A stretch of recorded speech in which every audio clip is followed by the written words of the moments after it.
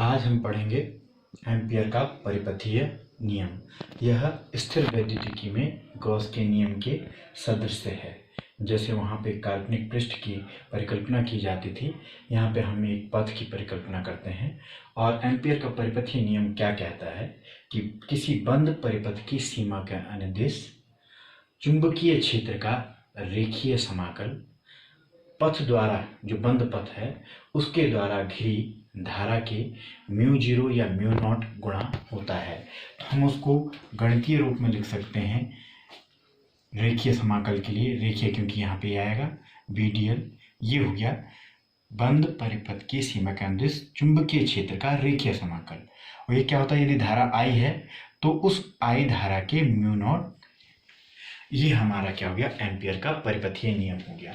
अब इसकी व्युत्पत्ति कैसे होती है, किस प्रकार से ये वाला जो सूत्र है वो कैसे प्राप्त हमें होता है, इसके लिए हम मानते हैं कि कोई चालक तार है जिसमें से धारा I प्रवाहित हो रही है और उससे R दूरी पर कोई बिंदु P है और वहाँ पे हमें क्या निकालना है, विद्युत चुंबकीय क्षेत्र की तीव्रता ज्ञात करनी है। तो उसके लिए देखिए कि हम कौन सा राइट हैंड थंब रूल या अंगुष्ठ का नियम लगाते हैं। तो अंगुष्ठ के नियम से देखिए धारा इस तरफ है और ये उंगलियां इस तरफ है, तो चुंबकीय क्षेत्र इसकी स्पर्श रेखा के अनुदिश होगा। और उसका मान कितना होगा हमने पहले ही ज्ञात किया होगा पिछले इसमें, μ0 I/2πr, और दिशा इसकी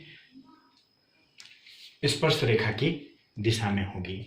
अब देखिए यदि हम इसी जो पथ हमने ये रखा हुआ है, इसमें ये मानिए कि छोटे छोटे अवयवों से मिलकर बना है, प्रत्येक की जो लेंथ है, दूरी है, वो क्या है, dl है। तो अब देखिए b और dl एक ही दिशा में है, तो इस वाले हिस्से को यदि हम देखें कि इस वाले हिस्से के लिए हम वो करें b.dl और इसको हम लिखेंगे b.dl। अब इसमें से ये हट जाएगा b.dl cos, क्योंकि एक ही दिशा में है तो कोण क्या हो जाएगा, 0 डिग्री। तो यह हमारे पास आ जाएगा b.dl, और यदि हम b को बाहर निकाल दें तो अंदर बचेगा सिर्फ dl। तो देखिए dl ये सिर्फ इतना था और पूरा कितना हो जाएगा, इसका परिधि हो जाएगा। तो b, और इसको हम क्या लिख सकते हैं, 2πr। अब यदि हम इसमें ये मान रखें, क्योंकि हमारे पास चुंबकीय क्षेत्र का मान है, तो ये है हमारे पास μ0 I/2πr, यहाँ पे है 2πr। तो देखिए 2πr से 2πr कैंसिल हो गया, हमारे पास आया μ0 I। तो यदि हम इसको सही तरीके से देखें तो ये हमारा क्या सिद्ध हो गया, परिपथीय नियम जो हमारे पास है वो हमारा सिद्ध हो गया है। ये कि वही कि चुंबकीय क्षेत्र का रैखिक समाकल उस पथ से घिरी धारा के μ0 गुणा होती है। अब हम आगे पढ़ेंगे एम्पियर परिपथीय नियम के अनुप्रयोग या उपयोग जो हमारे हैं। पहला है अनंत लंबाई की यदि सीधी धारावाही तार के कारण चुंबकीय क्षेत्र हमें ज्ञात करना है। माना हमने कोई एक तार ऐसी ली धारावाही जिसमें से विद्युत धारा I प्रवाहित हो रही है और उसकी लंबाई अनंत है, और उसके कारण P बिंदु पर हमें चुंबकीय क्षेत्र ज्ञात करना है जो कि उस तार से R दूरी पर है। तो हम क्या करते हैं, उस R दूरी की त्रिज्या मान के एक पथ की परिकल्पना कर लेते हैं। जैसे हम गॉसियन सरफेस की परिकल्पना कर लेते थे, वैसे यहाँ पे क्या करते हैं, उस दूरी की परिकल्पना कर लेते हैं, उस पथ की। और उसके आधार पे अब हम यहाँ पे क्या लगाएंगे, एम्पियर परिपथीय नियम। हमारा एम्पियर परिपथीय नियम कहता है कि चुंबकीय क्षेत्र का रेखीय समाकल कितना होता है, पथ द्वारा घिरी धारा I के μ0 गुणा होता है। तो अब देखिए यदि हम इसको देखें, देखिए B चुंबकीय क्षेत्र हमेशा वही बात है, यहाँ की क्या होगा, इसके स्पर्श रेखा के उसमें होगा, और dl भी हमारा उसी दिशा में, तो कोण कितना हो गया, 0 हो गया। इसको हम लिख सकते हैं b.dl cos 0 डिग्री, और ये वैसे ही रहेगा μ0 I। फिर यदि हम देखिए आगे चलें तो ये हो जाएगा b.dl, यहाँ हो जाएगा μ0 I, और b यदि मैं बाहर निकालता हूँ तो dl यहाँ पे आ जाएगा μ0 I। हमें पता है कि ये dl है, इसका पूरे से समाकल क्या बन जाएगा, ये पूरा जो परिधि है, और वृत्त की परिधि हमें पता है कितनी होती है, 2πr, और ये हो गया μ0 I। तो हमारा जो चुंबकीय क्षेत्र आ गया वो आ गया μ0I2πr। तो ये अनंत लंबाई की सीधी धारावाही चालक के कारण हमारा जो चुंबकीय क्षेत्र है वो एम्पियर परिपथीय नियम के अनुप्रयोग से हमने ज्ञात कर लिया है। अब अगला अनुप्रयोग है लंबी परिनालिका के भीतर चुंबकीय क्षेत्र। तो हमारे पास मानो एक लंबी परिनालिका है जिसमें हमें क्या ज्ञात करना है कि उसके अंदर चुंबकीय क्षेत्र कितना होगा। और परिनालिका मतलब उसमें क्या है, तार इस ढंग से जो उसकी वायर्स हैं वो इस ढंग से घूमी हुई हैं, यहाँ से माना बाहर आई, यहाँ से अंदर, यहाँ से बाहर आई। तो ये चिन्ह इसलिए बनाए रखेंगे कि स्ट्रक्चर कॉम्प्लिकेटेड ना हो, समझ में आ जाए। ये मतलब एक वायर का है कि अंदर गई, फिर यहाँ से बाहर आई, फिर अंदर गई, फिर यहाँ से बाहर आई, फिर अंदर गई। इस प्रक्रिया से ये लंबी परिनालिका हमने बना रखी है, इसका द्योतक है। अब माना हमने इसमें ज्ञात करना ये परिनालिका है और इस परिनालिका में माना विद्युत धारा I प्रवाहित हो रही है और प्रति एकांक लंबाई में n फेरे हैं। ये जो फेरे हैं वो एक प्रति एकांक लंबाई में कितने हैं, n हैं। और इसके अंदर हमें विद्युत या चुंबकीय क्षेत्र ज्ञात करना है। तो उसके लिए हम क्या करते हैं कि एक बंद पथ की परिकल्पना करते हैं। मैंने कहा जैसे वो गॉसियन सरफेस की करते हैं। तो माना वो है ABCD, ये है। इसमें AB इसके अंदर है, CD काफ़ी लंबे हैं, काफ़ी लंबी दूरी के हैं, और जो BC और AD काफ़ी लंबी दूरी के हैं, और CD जो परिनालिका है उसके अक्ष से काफ़ी दूर है। परिनालिका का एक गुण होता है कि उसके अंदर चुंबकीय क्षेत्र बहुत अधिक होता है और बाहर नगण्य होता है, ज़्यादा दूर जाने पे और कम हो जाता है। तो उस आधार पे हम एम्पियर के परिपथीय नियम का अनुप्रयोग या उपयोग इसमें करेंगे चुंबकीय क्षेत्र ज्ञात करने में। तो हमें पता है कि एम्पियर का परिपथीय नियम क्या कहता है, B.dl, और यहाँ पे आ जाता है μ0I। अब इसमें हम ये वाला हिस्सा लेते हैं कि देखिए ये BDL है बंद परिपथ के लिए, पथ के लिए। तो अब ये कितने हिस्सों में बढ़ जाएगा, AB, BC, CD और DA। तो हम इसको लिखेंगे अब ऐसे में B.dl, ये पहले वाला है AB, इसकी लिमिट हो जाएगी। दूसरे की हो जाएगी BC, B.dl। तीसरे की लिमिट हो जाएगी CD, B.dl। और यदि हम इसके आगे भी लिखें और ये हो जाएगा DA, B.dl। अब देखिए AB इसके अंदर है और इस ये वाला तो हमारा सही रहेगा B.dl। अगला देखिए ये BC काफ़ी लंबी लंबाई का है, लेकिन चुंबकीय क्षेत्र उसके मध्य कितने डिग्री का कोण हो गया, चुंबकीय क्षेत्र इस तरफ होगा और इसका ये 90 डिग्री का कोण हो गया। तो BDL cos 90, BDL cos 90।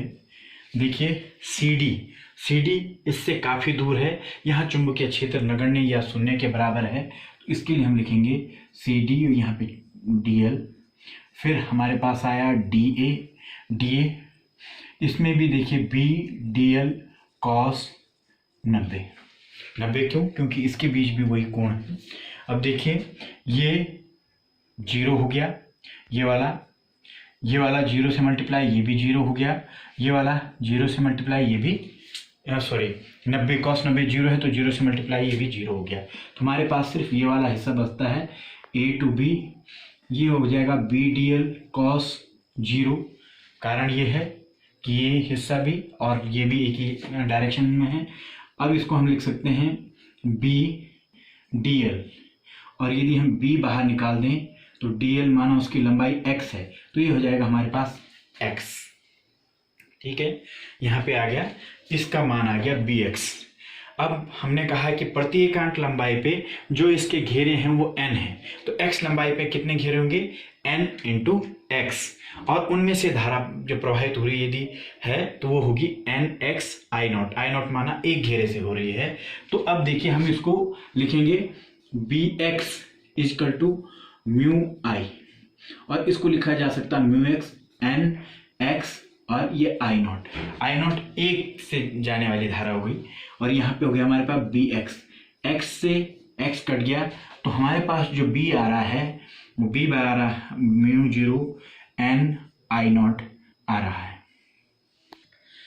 हम गणितीय संक्रियाओं द्वारा ये भी सिद्ध कर सकते हैं, यदि मध्य बिंदु है और इससे इस क्षेत्र जो ये बिंदु है उसका एक किनारे का उसमें कोण θ1 है और दूसरे का θ2 है, तो μ0 n/2 cos θ1 माइनस θ2 ये चुंबकीय क्षेत्र भी आ सकता है गणितीय संक्रियाओं से।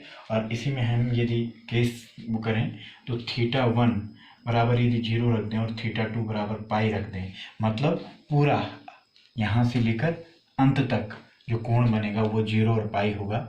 उन कोणों के मध्य जो क्षेत्र है उसके कारण जो चुंबकीय क्षेत्र है वो कितना आएगा हमारे पास, देखिए cos 0 1 है, cos पाई -1 है, तो -1 प्लस ये तो 2 हो जाएगा, 2 से 2 कैंसिल हो जाएगा, और सॉरी यहाँ पे मैंने आई नहीं लिखा, μ0 n आई हो जाएगा।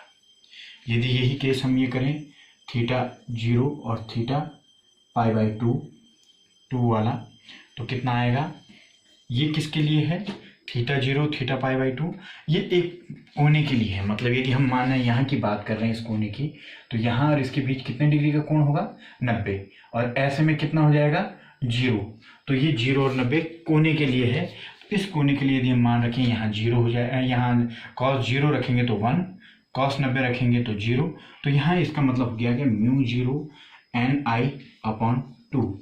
मतलब ये चीज सिद्ध करती है कि मध्य बिंदु में यदि बात करें तो वहां पे जो चुंबकीय क्षेत्र होगा वो उसका आधा होगा किनारों पे चुंबकीय क्षेत्र। अब अगला अनुप्रयोग, धारावाही टोरॉइड के कारण चुंबकीय क्षेत्र। टोरॉइड क्या है, जो हमने परिनालिका है उसी को मोड़ के यदि जोड़ दें तो वो टोरॉइड जैसा हो जाता है। और हमने उस धारावाहिक टोरॉइड के कारण चुंबकीय क्षेत्र की तीव्रता हमने ज्ञात करनी है। इसमें 3 स्थितियां हो सकती हैं, या तो वो बिंदु टोरॉइड के ऊपर अंदर होगा, या उसके बाहर होगा, या इसके और अंदर होगा। तो इनमें से हम पहले P बिंदु की बात करते हैं। माना हमें P बिंदु पर चुंबकीय क्षेत्र की तीव्रता ज्ञात करनी है, तो उसके लिए हम एक बंद पथ की परिकल्पना करेंगे जिसकी त्रिज्या A है और वही त्रिज्या टोरॉइड की भी है। तो अब एम्पियर परिपथीय नियम से हम जानते हैं, यहाँ पे भी क्या था हमारे पास, B.dl = μ0 और जो धारा है उसका हमें BDL, देखिए जैसे हमारे पास BDL है तो BDL में B ये भी क्या होगा, इसी क्षेत्र में, और DL भी इसी क्षेत्र में होगा, तो ये भी हो जाएगा BDL cos 0, और ये आएगा हमारे पास BDL। यदि हम B को बाहर निकाल दें, अंदर फिर वही DL बचेगा, और DL यहाँ कितना है, क्योंकि वही परिधि आएगी, परिधि हो जाएगी 2πa, तो ये जो B × 2πa यहाँ पे आ जाएगा हमारे पास। ये हो गया हमारा एक। अब हम धारा की बात करते हैं। माना इसके प्रति एकांक लंबाई पर स्मॉल n घेरे हैं, घुमाव है, और उनमें से बहने वाली धारा I है, तो जो कुल धारा है वो हम निकालेंगे, तो कितनी हो जाएगी वह धारा, जो हमारी I आएगी वो आएगी 2πa × n × I0। और ये हम इस वाले समीकरण में यदि रखते हैं, अतः हमारे पास जो ये आएगा, इसकी जगह हमने लिखा B 2πa, और इसकी जगह μ0 फिर 2πa जो हमारे पास है n I0, तो 2πa से 2πa कट गया, तो B = कितना आ गया, μ0 n I0। ये हो गया हमारा चुंबकीय क्षेत्र, किसके कारण, टोरॉइड के कारण इस बिंदु P पर। माना यदि इस परिस्थिति में जो n है, कैपिटल N कुल घेरों की संख्या है यदि, तो n बराबर हमारे पास आ जाएगा n/2πa। इस मान को यदि हम इसमें रख दें तो B बराबर हो जाएगा μ0 n I0/2πa। ये हमारा चुंबकीय क्षेत्र हो गया। जबकि n क्या है, जो पूरे घेरे हैं, पूरे टोरॉइड में जितने घेरे हैं उनकी संख्या है, तो ये हमारा चुंबकीय क्षेत्र हो गया। इस सूत्र से हम ज्ञात कर सकते हैं। ये था P बिंदु के लिए। अब यदि हम किसके लिए था, ये P बिंदु हेतु। अब हम Q की बात करें, तो Q बिंदु पर देखिए, Q पे यदि हम एक क्या करें, इसी प्रकार से एक बंद पथ की परिकल्पना करें। तो यहाँ पे देखिए, यदि ये तार इधर है तो दूसरी तार इधर की तरफ है, प्रत्येक में ये तार इधर है तो इधर की तरफ है, तो एक साइड धारा उधर की तरफ है, दूसरी इधर की तरफ है, तो दोनों जो सम्मिलित प्रभाव होगा वो क्या हो जाएगा, शून्य हो जाएगा। जिसके कारण हम क्या कर सकते हैं, जब उस नियम को फिर हम यदि लागू करते हैं BDL, तो म्यू जीरो और I क्या हो जाएगा, शून्य। तो हमारे पास जो अंत में B आएगा वो आएगा शून्य आएगा।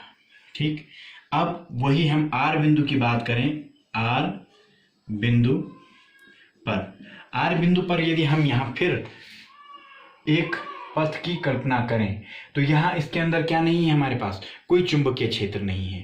तो जब चुंबकीय क्षेत्र नहीं है तो मतलब क्या है, यहाँ पे B शून्य है, तो उसके आधार पे हमारा यहाँ पे भी क्या हो जाएगा, शून्य हो जाएगा, क्योंकि हमारे पथ के द्वारा कोई भी धारा ना तो घेरी गई है यदि बात करें, और I क्या है, शून्य है, जो धारा घेरी गई है वो शून्य है। तो इसमें यदि हम मान रखेंगे BDL म्यू जीरो और यहाँ शून्य आ गया, तो ये फिर क्या आ जाएगा, शून्य आ जाएगा।